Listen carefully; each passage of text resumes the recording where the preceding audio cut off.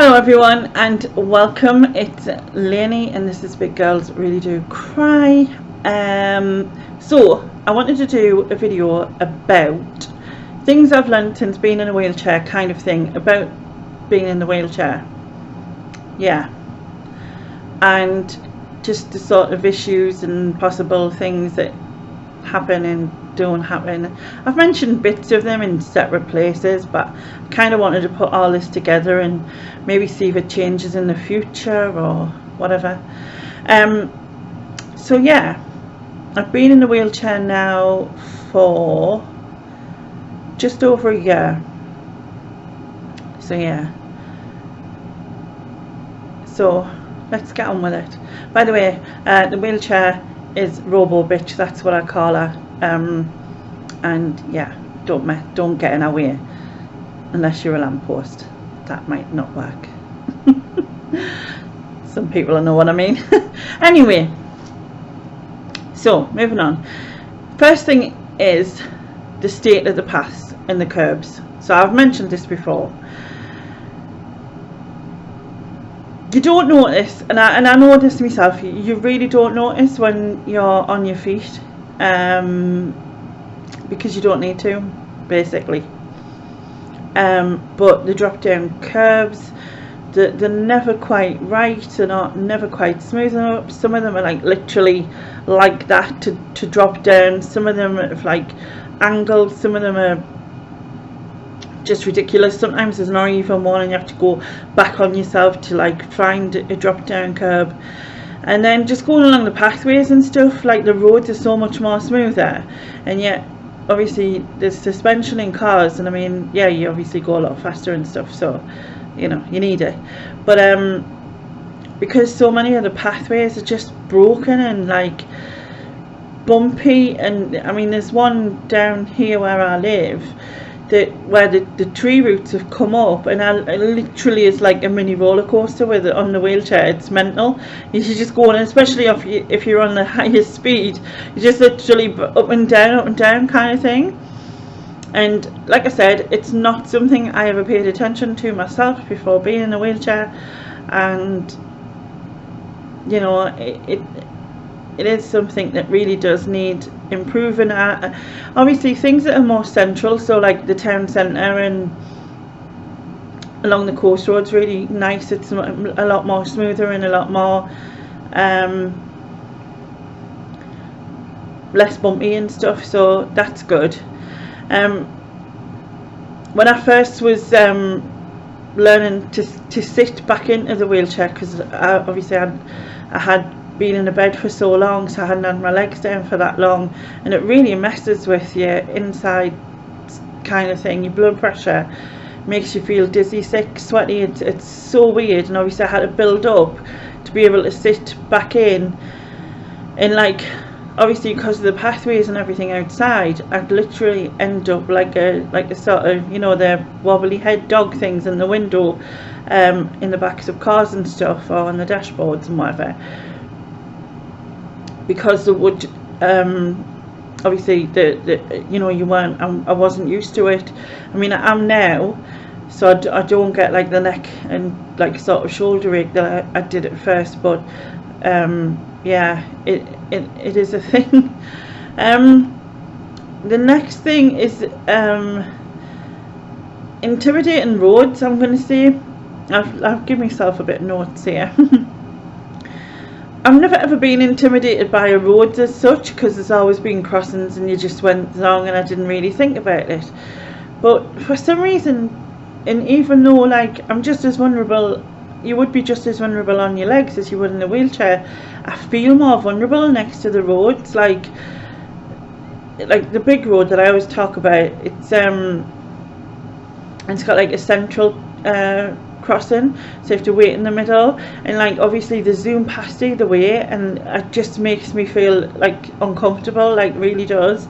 And like I'm pleased to be out, I'm pleased to be past it. It's the same with going across the bridge, and I hate the heights anyway, but just having the like traffic speed past you as well, it's like, it's really, I find it really just, I feel uncomfortable and a bit intimidated by it. So but I'm guessing that's just how it is really. It's not going to stop us from getting the other side though, obviously. Go get the other side. But yeah, the next one is on inconsiderate parking. Now I don't drive, but it's probably something I wouldn't have thought. I mean, take today for instance. I went to Tesco earlier. On my way back from Tesco, I have to come up a side street to come round to where I live. Now this side street's a pretty big side street because it comes into the whole of this area where I live, but also there's like a chip shop there, a shop, a sandwich shop, a florist, a hairdressers, and a few other things like in the street. Now the sandwich shop had their board outside which took up half the path, and then there was like a skip, like a one of them skip lorry things at the side of that, because he'd obviously gone in the sandwich shop and he was half up the curb, so there was no way I could go along the path on that side, and there was no way I could go along the path on the other side because like the corner where you come up the curb, some idiot had parked right over the corner, so I couldn't get up that way, so I literally had to come back up that street in the middle of the road to get back. And initially, you know, when I was first doing this, that sort of thing would have absolutely terrified us, but like, you know, sometimes the cars is quite speedy and there's loads of like off roads off that road, so, and there's always loads of cars around because of the shops that are there that I can't always see, because that's another thing.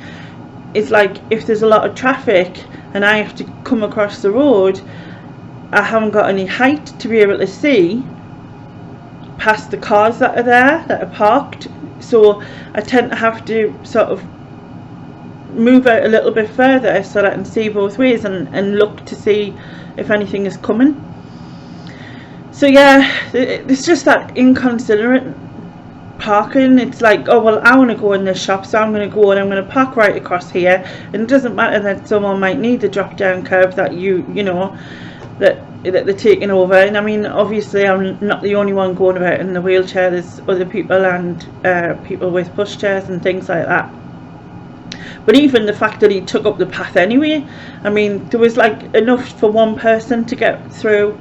Obviously that wouldn't be any good with a wheelchair for me, but yeah, and it happens quite a lot as well, which can be frustrating, because especially if I've got to go back on myself and then find a different route just because someone thought, well, I'm gonna park right across here in your way. But yeah, but like I said, you know, I don't drive, so it's never been something I've had to think about, and I'm gonna hope that it's just people not thinking, and if ever it got to the point that someone, you know, challenged them on it, or like if someone was there and they seen that they were blocking it, then maybe they would think again, but maybe not.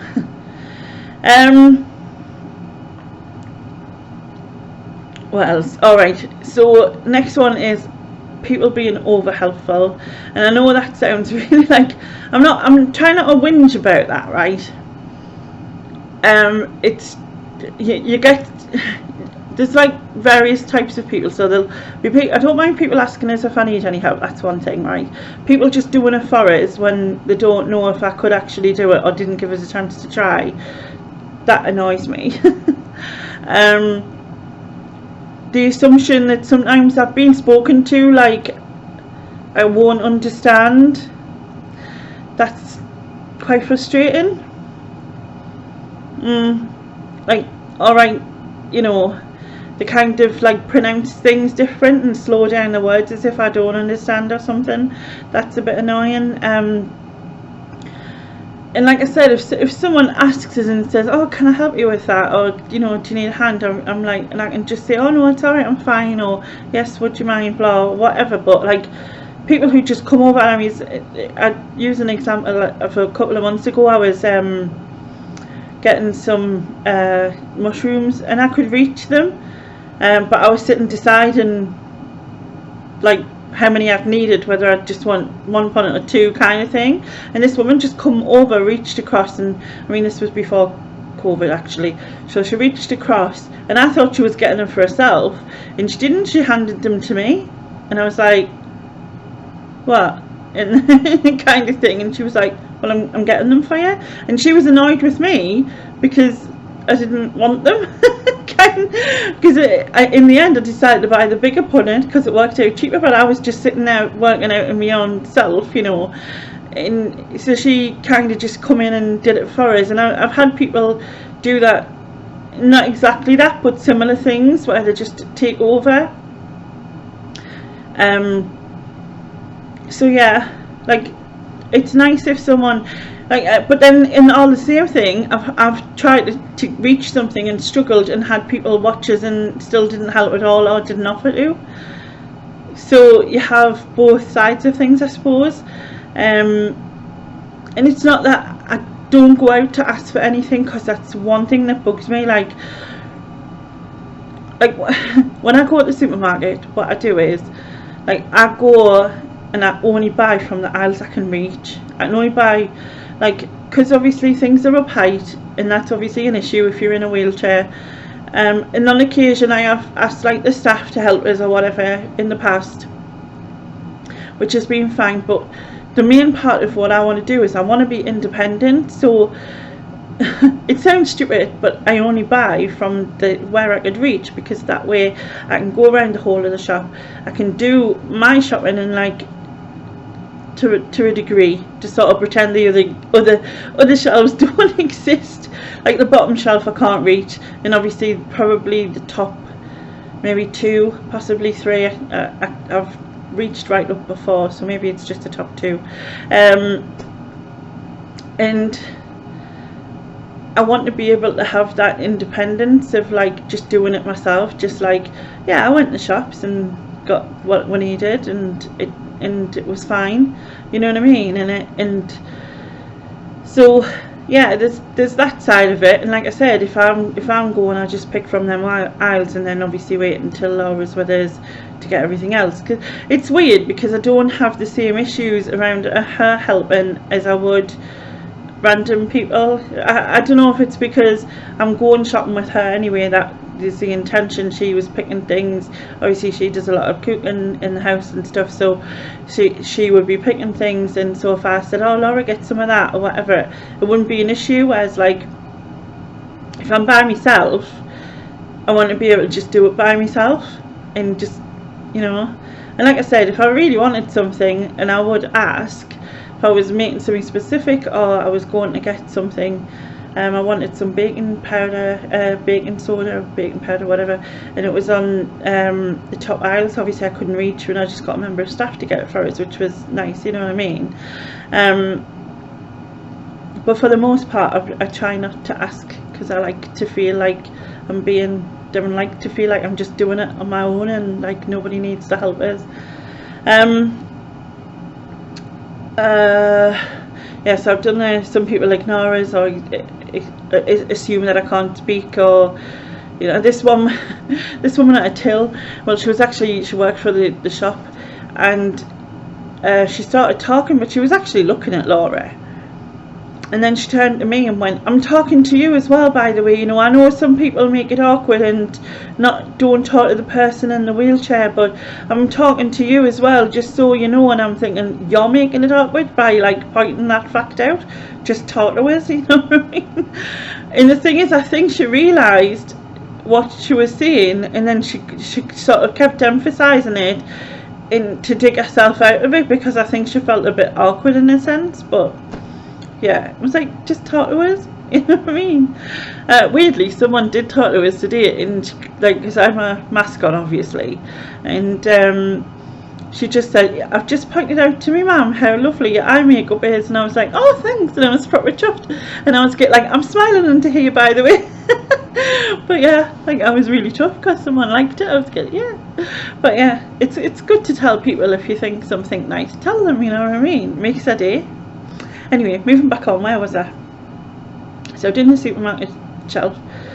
Alright, so there's kind of like a wheelchair scooter etiquette out there, I think, like in terms of like if you pass other people you have in a scooter or a wheelchair, it's like you have to have a conversation with them, or they just seem to have conversations with you, like, you know, comparing our rides and that. and then people really do pimp their rides as well. I mean, I know I've named mine, but she's not got decoration. So, you know, it might look quite good with a bit of metallic something or other. Do you reckon? Yeah, I think so. But yeah.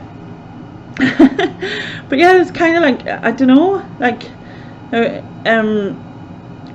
I usually get like, people get like, alright, oh, it's a lovely day to be out, isn't it, and blah blah blah, and yeah, it is, but I don't know if it's just like a scooter wheelchair thing, and obviously you kind of get out of the way, or like you just talk to people in them. What really bugs us though, and it shouldn't bug us but it does, is speedy pensioners. Like, I'm like absolutely wounded that I'm slow. Like, I didn't think I would be. I thought I had lipstick on my teeth there. I might have had. Anyway, I didn't think I would be, but yeah, like they just zoom, like they've got no fear. They just zoom past and, like, you know, straight across the middle of the road, like nothing, and they just don't care. And like, I mean, on the fastest, on my wheelchair, on its fastest is like probably a fast walk for someone if they were with us, but like, honest to God, you would have to like proper run to keep up with some of them. They just like zoom off, and like it's really frustrating, especially like you're thinking that's some 80-year-old, like, and they're now like 20 minutes away and they've just gone past us, which is really annoying. Oh, there's my phone. I will get back in a second. Sorry about that. Right, what was I saying? Oh yeah, speedy pensioners. Honestly, they've just got no fear whatsoever, just like zooming round. And honest to God, they think they should make it like an Olympic sport. Like, speedy pensioners would just be like an amazing Olympic sport. Like, might just be me. I mean, you know, obstacles, whatever, they don't care. Just, they get themselves there. If they want to go to wherever, they're there. The other issues with like the paths and stuff is that, like, sticks and stones and stuff like that people leave like on the floor. Like, it's usually around here there's like absolutely tons of trees, so a lot of it falls. So obviously if it's in the middle, it's like in the way, and it mostly is fine. But in dog shit, like, if you've got a dog and you're not clearing the shit up, then you need a slap. Simple as that. Because the thing is I've got the 4 wheels, but I've also got a turn-around circle wheel at the back, so you can guarantee if I miss it on the 2 front wheels, I hit it with the back one. That also includes snails in that option, in when it's really wet, and I try and avoid the snails, but unfortunately I tend to hit them with the back wheel. Sorry about that to your snail family and stuff. What else again? So I mentioned that I called it Robo Bitch and that some people dress them up and stuff like that. I've done that one, haven't I? I've told that I didn't realise any of it myself. Worrying about things, like if the just power went out. I mean, I always keep it enough charged, you know, and the charge lasts quite a bit on it. Never tested it to its limit. Probably used about 6 hours, 7 hours charged at any one time before I've recharged it, but it's supposed to go to 15 hours. But like I said, never gone anywhere near its limit because I'd be too worried. It's never dropped into the red. If it's dropped into the orange, it's like green orange, and it's dropped into orange, and I usually charge it then because I'm too scared. But also, I keep having these things, you know, like when you're going towards, like, you might not, but you're going towards the road, and obviously your conscience is talking like freaking bitchy Brenda or whatever, and you go across the, like, sometimes I have this thing where I go, oh my god, this is, you're going to break down in the middle of the road kind of thing, like that sort of fear. Bitchy Brenda, as I call her. But yeah, so there's that. Or if like I'm at the top of a bank and I think the airlocks are not going to work on the wheelchair and it's just going to roll, and it's usually into traffic, you know what I mean? And I know it's just fears and stuff, and I've had dreams about it as well, you know. It's like, it's one of them things, I think. But yeah, it can be quite frightening. I've obviously got to think, you're fine, you've done it hundreds of times, it's fine, and I just carry on, and it is fine. Alright, what else? Oh, you can still be lazy, basically. You can still not be arsed, even though you're not walking. You can still not be arsed. And like, my kids would get like, but you don't have to walk there. And I'm like, yeah, but I still can't be arsed. It's like, you know, I just want to sit here and chill out. Do you know what I mean? Like, I didn't really think about it before, but it's true, isn't it? It's kind of like, you still, you know, sometimes you still kind of be arsed or didn't want to or whatever. And even though like all I have to do is essentially use the press the, I get there, the joystick thing, and you know, turn it whichever way I need to, and that's it really. It's not nothing, well, and avoid the dog shit and go over the roller coaster bumps and down the curves and avoid avoid the speedy pensioners as they zoom past us, and the inconsiderates who park on thingies and stuff like that. But yeah, you can still be lazy, and I don't think that you would be, but well, why not? It's still you, innit? You still got to do something. You've still got to be hoisted and to be put in it, and then all of that stuff. And yeah, and like I said, most of it I didn't realise myself, didn't think about, but that hopefully by doing this, maybe the people who didn't think about it or might not have thought, maybe it'll give them something to think about, and they might be a bit more thoughtful, or they might be a bit more aware of other people now who are in wheelchairs or scooters or whatever. And I mean, I can't complain, because obviously I can't complain at the end of something I've just kind of complained the whole way through. That works, doesn't it? But the main point of what I wanted to say is that it's changed my life.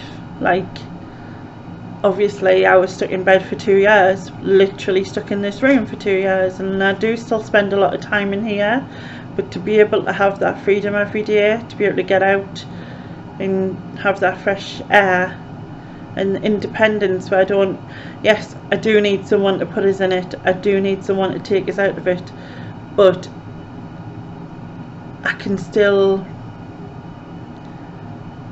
go out and just be free, which is cool. So yes, anyway, I think that's the end. Thank you very much for listening to us waffle on. Please like, and if you're not subscribed, please subscribe and press the bell dingy thingamajoggery thing, and I will catch you later. Bye bye.